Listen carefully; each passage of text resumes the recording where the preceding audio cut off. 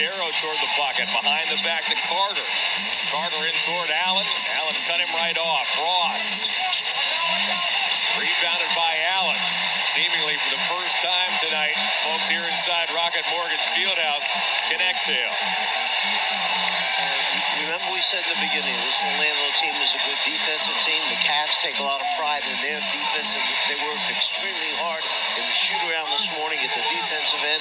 So you look at the scoreboard, you see 97-85. You understand why. The Magic at 50 points at the half, held to 35 points here in half number 2. Banchero to the basket. He lays it in. Banchero has a game-high 26. Here comes the full court pressure now by Orlando. LeVert over the timeline. Uh-oh. Wagner. 38 seconds to go. Jamal Mosley standing, clapping, encouraging his young bunch. JB wants a timeout to settle things down. Take a look at the, go ahead. I was just going to say, a good time for coach to put them in their positions on the floor where he wants them. Let's watch Mobley right there, getting that base underneath him, and then elevating, quick spin that time away from the defense to score the ball right there, exploding when he knows he's wide open. This guy's done a number of things at the offensive end tonight, which are really, really good.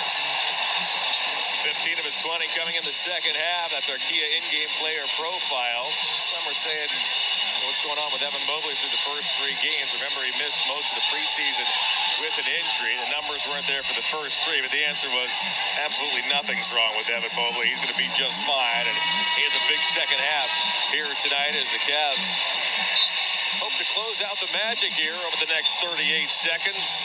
Young man coming off just a huge freshman season. And remember, Mobley is a cerebral player. He probably grew up years watching Donovan Mitchell play in the NBA, and all of a sudden, hey, he's on my team now.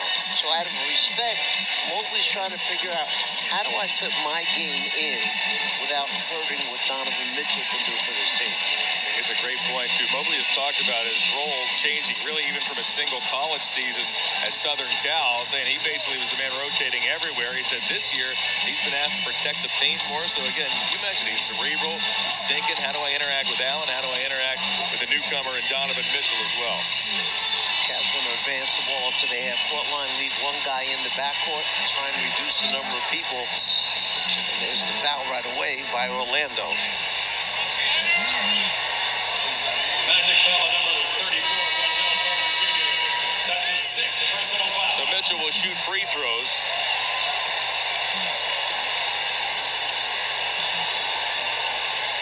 There's a look at Jared Allen. You'll recall that the over-under, beginning of the ball game, presented by FanDuel, was 10.5 rebounds, over or under for Jared Allen. You, Coach, wisely said over and way over. And Allen has 16 Did I boards. win that? You did. You won it handily, I might add. Thank you. Handily. Is it some kind of trophy or award? I don't believe so, no. Doesn't hurt to ask.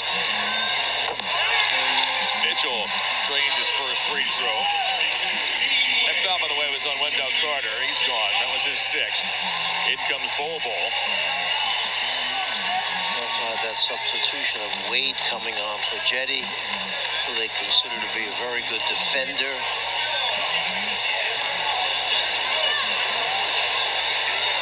You mentioned Mitchell tonight has dished out 8 assists. The Cavs 25 on 36 field goals, a strong percentage. Mitchell looking to put the finishing touches on the victory here tonight. Here comes Cole Anthony off the Banchero. Running start goes through Mobley, and Banchero will go back to the line for free throws 7 and 8 for him here this evening. Looking to add to his game-high 26 points. He's a tough guard because he's smart, he's intelligent.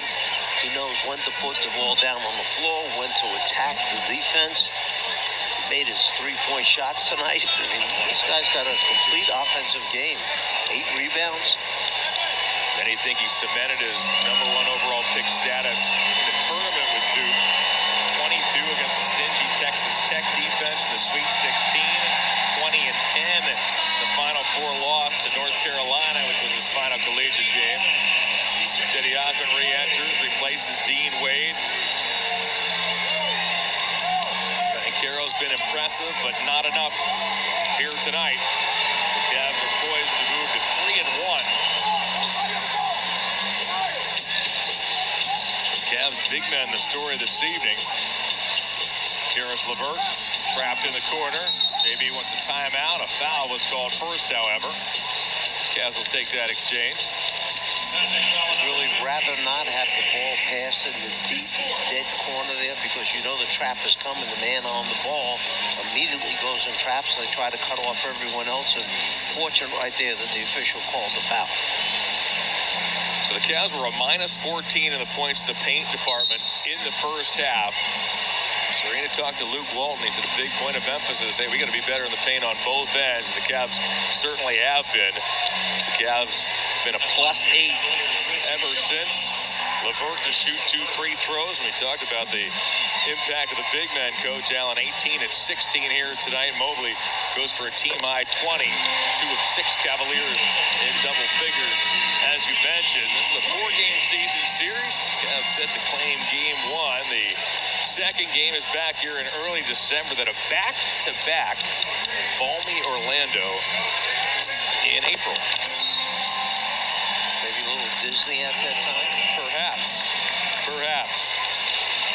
Mobley now with 22 points. Cavs 101, Magic 90. And to grind this one out here this evening. Nobody said it was going to be easy. Got a team looking for their first win. Play hard every night. Outstanding job by Orlando hanging in there, but good job by the Cavs doing what they had to do to take care of business, get that fourth win, and now head up to Boston. Yeah, on to Boston, the Cavs go. By the way, the Celtics on Friday will have been idle for 4 days. Celtics are basically off this week until that ball game on Friday. Mentioned the coach, the Celtics 3-1 won their first 3 games, and this is a dynamic duo in Massachusetts this season. You better have wings that are ready for a long evening guarding these 2 guys, because they both come at you, whether it's off the dribble, in transition, behind the 3-point line, and they will defend as well. Yeah, not just this season, but the last few seasons in Boston. There's a look at Darius Garland, suffered the eye laceration in Toronto in game 1 in the first half. JB said today he's feeling better. Been participating in some drills in camp, wearing the protective glasses, JB said. Continues to be on the mend. We will see if he's available as Banchero goes down the lane. Foul is called with 22 seconds remaining.